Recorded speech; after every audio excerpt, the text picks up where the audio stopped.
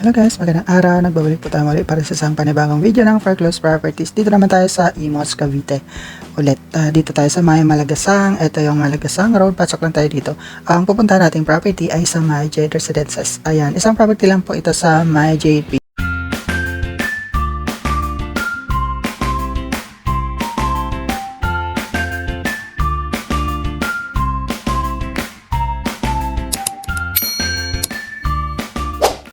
Ang dinaanan ko papasok ay dito sa may bagong entrance gate ng Jade Villas. Bali, itong Jade B or Phase B ng Jade Residences ay malapit po ito sa Jade Villas.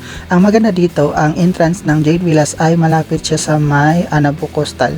So, kung pabiyahe ka palabas ng Aguinaldo Highway, mas accessible itong route na to. Kaya okay na okay siya. Ayan. Ang location naman itong properties ay nasa may block 2 ng Phase B.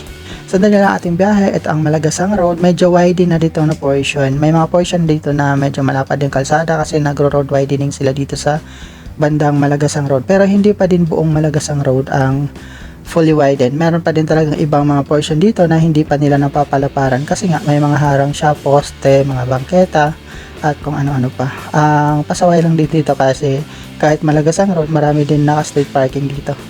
Kaya yun lang, medyo struggle. Alam naman natin na kapag rush hour dito sa area ay matraffic talaga itong location. Dito naman tayo sa may Green Estate, ito yung entrance. Tapos paglagpas natin dito, madadaanan natin ang opening ng Istana Subdivision. Ayun, tapos paglagpas ng Istana, yun na, yung pakaliwa naman ay yun na yung entrance ng Jade Villas. Bali, itong entrance ng Jade Villas, ang pinaka-landmark niya ay ang San Isidro Labrador Chapel. Yan, malapit din dito sa may INC or Iglesia ni Cristo. Ang kagandahan dito is walking distance lang talaga dito yung pinaka subdivision mula dito sa Malagasang Road. Pwede lang siyang lakarin. At ang location naman sa JB ay malapit lang po ito sa may Jade Villas. Ilang blocks lang po ang pagitan. Makakarating ka na dito sa location ng bahay.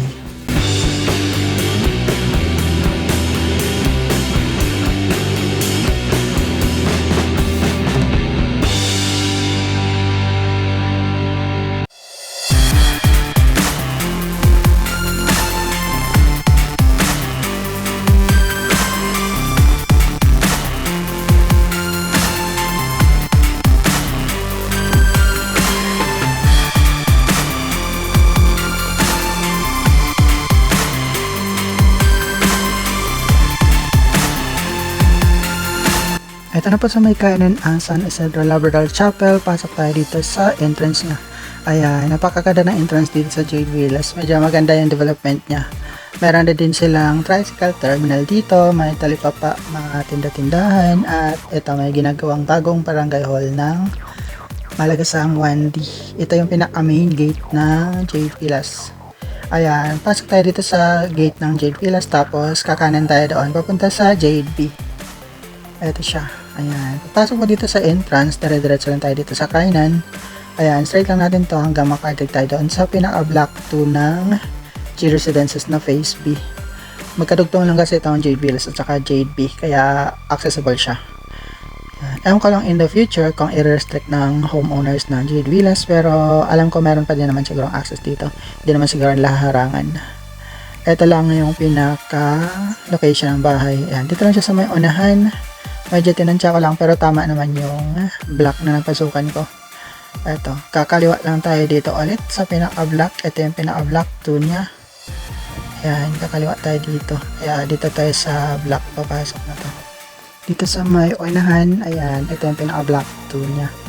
Yung may tating bahay. Liko tayo dito.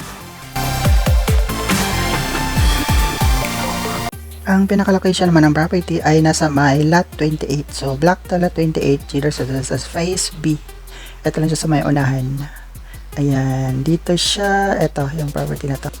Medyo lumampas lang ako ng konti, kaya nag-U-turn ako pabalik. Ayan, medyo masikip dito kasi marami naka-street parking at di naman ka doon kalapad yung kalsada. Wala po talagang parking itong mga bahay dito sa Jade Residences, kaya struggle yung parking space dito. Ayan, ang liit lang ng space niya sa bawat bahay.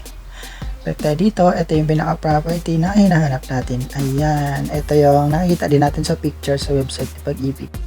Oo nga pala, maraming major updates sa Pag-ibig website gaya nito. Ito yung itsura ng website. Hahanap tayo ng listing ng property nating ibibid na gaya nito. Hanapin natin yung banda Imos. Ito yung property nito, yung J Residences. Under po ito sa second public auction. Kapag week na ng bidding ay meron pa siyang button na submit offer. Kaya pwede na kayo mag-bid online. Mag-submit na lang kayo ng mga requirements na hiningi nila at magkakaroon kayo ng buyer's ID. Yung buyer's ID po yung gagamitin nyo dito sa pag-submit ng inyong offer. Balihingan lang kayo ng mga requirements gaya ng valid ID, proof of income, ganyan. Tapos dito makikita din natin yung picture ng bahay. Ayan, pag pindot nyo ng submit offer, dito kayo magdadirect sa buyer's ID. Ilalagay nyo lang yung buyer's ID nyo dito kung ano yung na-fill out nyo doon sa registration. Bali, magre-register po muna kayo dito para pwede kayong mag-submit ng online bid offer.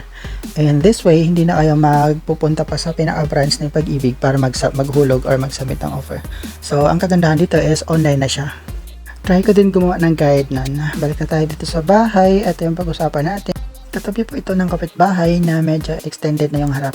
Ayan, pero itong pinaka-property ay napaka-basic lang naman niya. Bare unit lang siya. Wala improvement, wala din siyang bakod. Ayan, ganyan lang. Di ba? Tapos, yan, katabi lang siya ng poste. Ito, yung katabing bahay niya din, hindi ako sure kung may nakatira kasi ang taba na ng damo eh.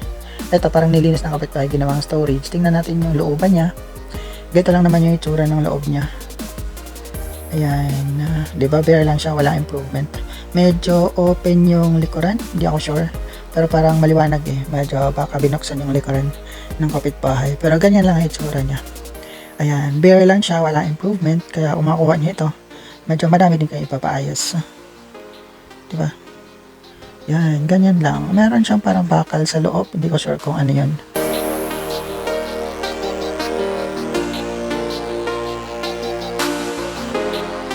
Ito yung taas niya. Mukhang bago pa naman itong property kasi late naman itong ginawa itong JB. Kaya mukhang bago pa talaga siya. Ang kapal lang ng damo dito sa katabing bahay.